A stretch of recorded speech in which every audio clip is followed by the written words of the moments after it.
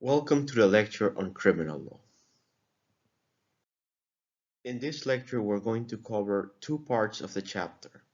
The philosophical part of criminal law, which has to do with the purpose of punishment and with the sort of things that can be criminalized, and the general part of criminal law, which encompasses primarily the definition of the crime and the exploration of the different types of mens rea.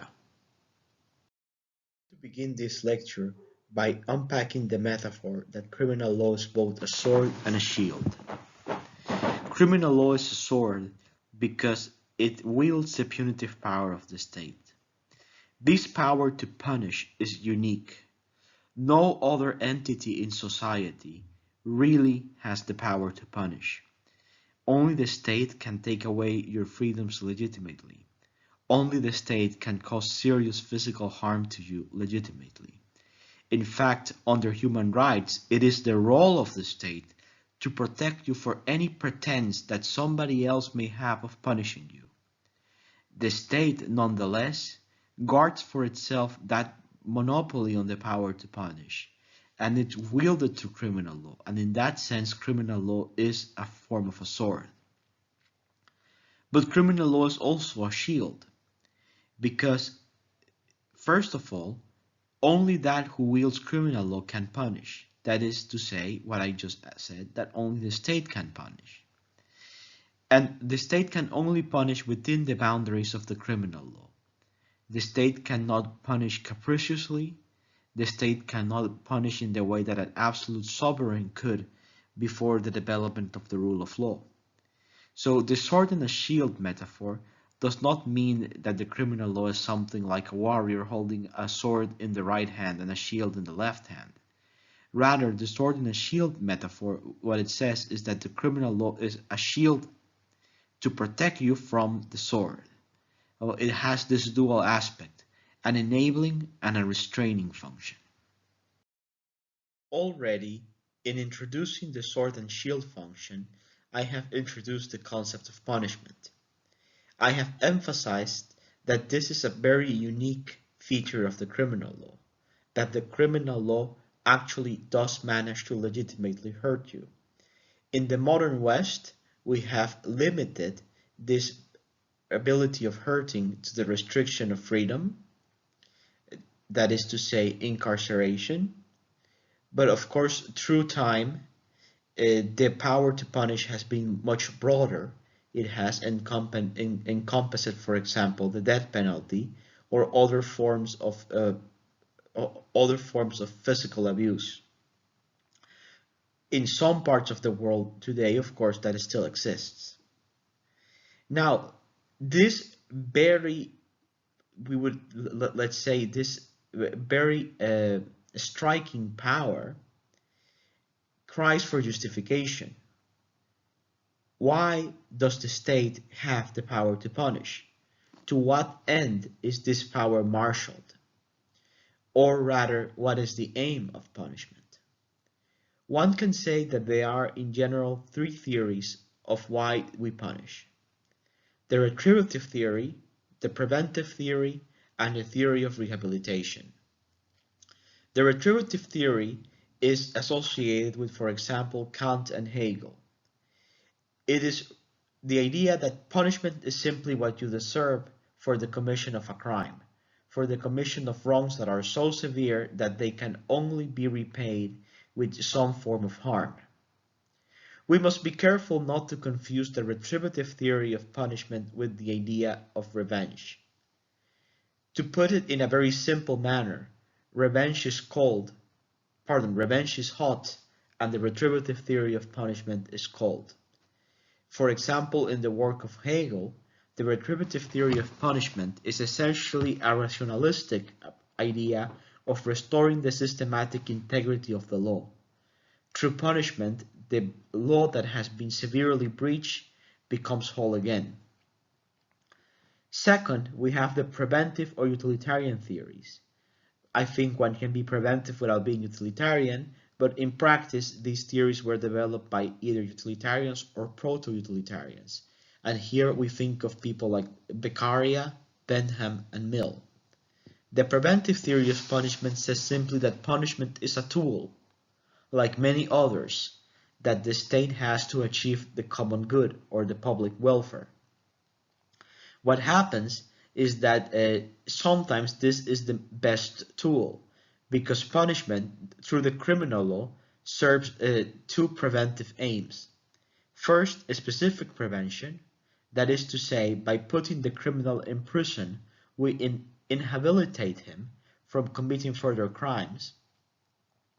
And second, we have general prevention, which can be put very succinctly as a sort of a fear effect, as expected fear effect, that criminals, seeing the magnitude of punishment, would no longer be tempted to commit crimes, but rather would behave within the law. And finally, we have the theory of rehabilitation, which is a newer theory and is associated with people like Lady Wootton. And this theory says that the purpose of the criminal law should be to reintegrate the criminal in society, to re-educate him to expiate his guilt so that he could eventually form part of society again. Now, I'm going to withhold the criticism of the retributive function of punishment until the very end of this lecture. I believe in terms of logic, the retributive idea of punishment is the one that works the best, but it leaves itself open to other forms of criticism when we see the actual application and consequences of the criminal law. Then I want to say also that the preventive and the rehabilitation theories have severe problems. In relation to the preventive theory, its biggest problem is that it cannot account for the proportionality between crimes and punishment. For example, it may turn out that by, let's say if we have a problem with corruption, and that would be a very severe problem, corruption is very hard to fight, that under the utilitarian theory of prevention, if we want to disencourage corruption, we should do some very, very radical punishment of corrupt individuals. For example, as they do in China, the death penalty. This sort of punishment would probably be the one that makes sense from a preventive perspective. But that would not be rational, at least under the law. We would say punishment, to be punishment, must be proportional to the crime. If you have somebody who engages in corruption, however bad corruption is, it's not as bad as murder. To give him the death penalty simply because that would be an effective instrument for creating a fear effect in the population does not seem to be logical or appropriate. Then rehabilitation. Well, the first thing I want to emphasize is that rehabilitation is very much a fantasy. Prison, if anything, ruins lives. It does not rehabilitate anybody. A person that has gone to prison for 1 year or 5 years has all his social capital turned to zero, or let's say to -10 because of the stigma associated with prison, and is unable to restore to normal society, to reconstruct his life. And then we would have to be, if we say that the purpose of punishment is rehabilitation, we would then say that the criminal law is completely off the rails in its actual execution. Further problems with rehabilitation arise if we ask ourselves, does this criminal have a right to rehabilitation? If I think of a really horrible crime, let me think, for example, you would know Breivik from Norway, I would say any idea of rehabilitating him would be a form of mercy, but not a right. We cannot say that the law creates for him any right to rehabilitation. If we say that the purpose of the criminal law is to rehabilitate him, we will be granting him a right that I don't think he has. Of course, the idea of rehabilitation, if you make this into a right, that means that it's also an obligation. To say that society has an obligation to rehabilitate people like this seems to me simply false. Now we must visit very quickly the principles of criminal policy, or principles of criminalization, that are also explained in the first theoretical or philosophical part of the chapter. These principles should be classed in two groups: principles that restrict the application of the criminal law and principles that amplify it. It's very important that you notice this. The principles do not point in the same direction. Some serve as brakes to the criminalization of conducts, and some, on the other hand, are green lights for the criminalization of conduct. In practice, any debate as to whether something should be criminalized will take part in the weighting and the comparison of these competing principles. On the restrictive side, we have, for example, the harm principle, and the idea there is that conducts that only harm myself should not be criminalized, and the principle of autonomy, which is really a sibling of the harm principle. It says simply that the things that fall under the sphere of the autonomy of individuals should be respected, and then the criminal law should not intrude in that domain. On the other hand, we also find amplifying principles such as the welfare principle or so-called legal moralism. The welfare principle is simply the idea that criminalization is a tool that can be used to restrain conducts that are harmful for society at large. And legal moralism is the idea that society has pure moral limits, things that society wants to prohibit simply because they are immoral. And of course, that is the opposite of the harm principle, but I would add that every society has limits of this sort. The idea then is that when some conduct is raised as being possible for criminalization, and here you may think about recent debates such as the criminalization or the decriminalization of the use of soft drugs, the criminalization or the decriminalization of prostitution, the criminalization or decriminalization of, for example, severe environmental harms, then you would have to play with these principles to try to find what would be the better answer, criminalizing or not. And then, for example, in the case of soft drugs, we may say that the harm principle and the autonomy principle would probably be dominant, and then we would say that soft drugs, if they only harm myself, and if they fall within the sphere of what would be my private life and autonomy, they should probably not be criminalized. Move on to the structure of a crime. The structure of a crime in the book is presented in both the civil law and the common law, and then the book pretty much takes the civil law route to describing it in detail. I think this is actually the better approach. The content of the civil law and the common law in relation to the structure of a crime is essentially identical. The benefit of taking the civil law route is that the civil law breaks things down into more components, 3 as opposed to 2 in the common law. And then there is analytical gain into working through the more step-by-step process than, let's say, the common law, which clusters different points of the analysis into a smaller set of categories.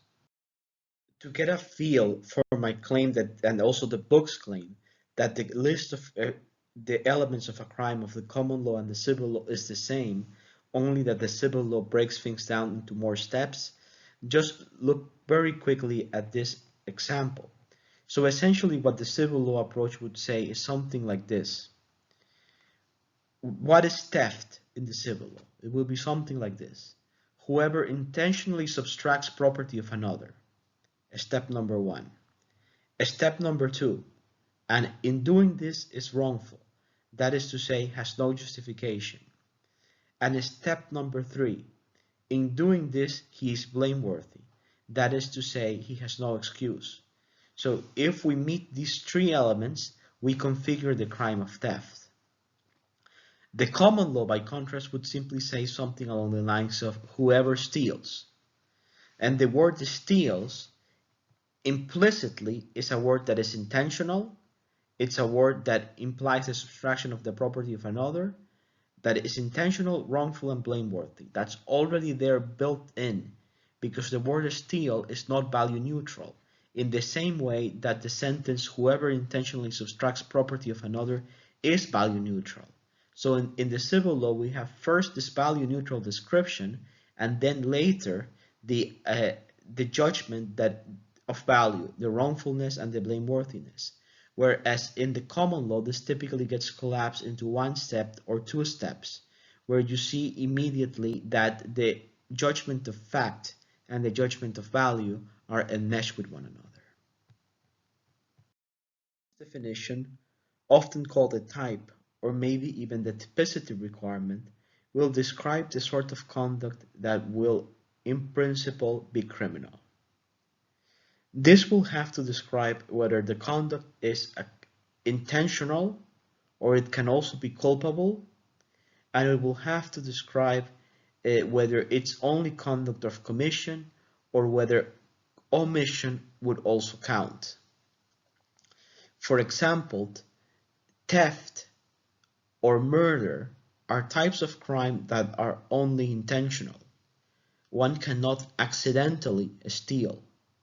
To steal, you have to take the property of somebody else, but with desire, with the specific desire of getting and keeping it as your own. Other types of crime, for example, homicide, can arise in a culpable manner. When, for example, a drunk driver commits homicide, he does not intend to commit the homicide, but he nonetheless is guilty for it through the form of culpa or negligence, which we'll talk a little bit more later. It is at this point that it's good to emphasize that the conduct that will form the central axis of a crime will have to always have actus and mens. It will always have to be described as some form of human action, and that implies both a physical component and a mental component. Pure crimes of pure behavior should not exist. In the same manner, crimes of pure thought should not exist. We should be very thankful, at least the criminal has evolved to reach the point that full human actions are required. And let's say pure behaviors, like a seizure, that are not accompanied by any form of mental component, or pure thoughts, would never be classified as criminal. We have the criteria of wrongfulness.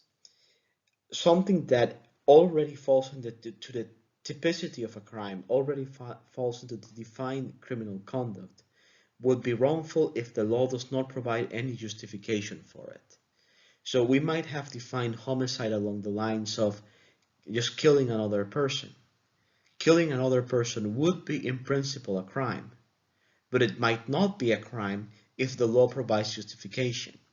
Justification would be the operation of a legal norm that says, well, in principle, this form of conduct is criminal. In this particular scenario, it was legitimate. A classical example here would be self-defense.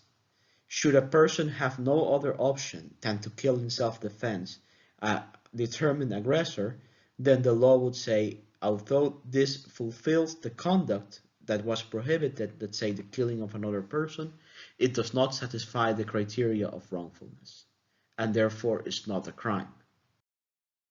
And finally, we have the concept of blameworthiness. If you do a conduct that is in principle criminal, that falls under the criminal type, that conduct will be in principle blameworthy unless the law finds for you an excuse. An excuse would mean that although the conduct was criminal, you are not the sort of person that can be blamed in this particular scenario.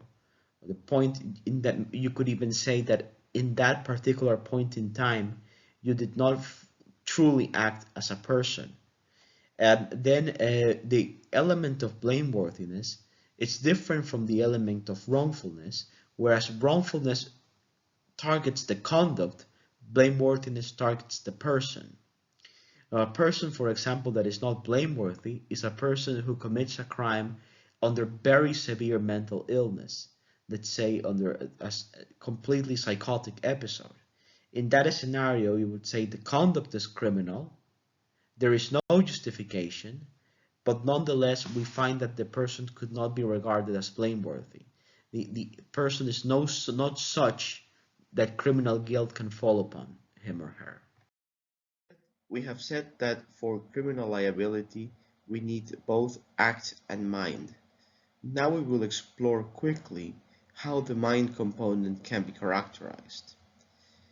The mind component can be present in a crime in two ways: dolus and culpa, intent and negligence. Intent itself, dolus, that is the desire to commit the criminal act, can be characterized in two different modalities. There's more, but for our purposes, we'll focus on the biggest two: direct intent and indirect intent. In direct intent, the crime is desired in itself.